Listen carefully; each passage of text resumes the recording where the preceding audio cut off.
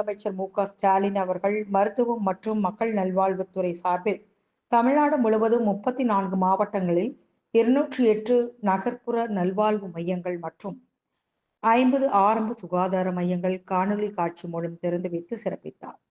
கோவை மாநகராட்சி 63வது வார்டுக்குட்பட்ட மாநகராட்சி மேல்நிலைப்பள்ளி வளாகத்தில் காணொலி காட்சி மூலம் திறப்பு விழா நிகழ்ச்சி நடைபெற்றது. இதனைத் தொடர்ந்து மேயர் ரங்கநாயகி ராமச்சந்திரன், துணை மேயர் வெற்றிச்செல்வன், பொது சுகாதார குழு தலைவர் பே. மாரிச்செல்வன், மத்திய மண்டலம் தலைவர் மீனா லோகு, பணிகள் குழு தலைவர் சாந்தி முருகன் ஆகியோர் முன்னிலையில் ராமநாதபுரம் ஒலம்பஸ் சாலையில் உள்ள ஆரம்ப சுகாதார நிலையம் திறந்து வைத்தனர். கோவை மாநகராட்சியில் 21 புதிய சுகாதார நிலையங்கள் அனைத்து பகுதிகளிலும் மக்களுக்கு அருகாமையில் தரமான சுகாதார சேவைகளை வழங்கும் வகையில் அமைக்கப்பட்டுள்ளன.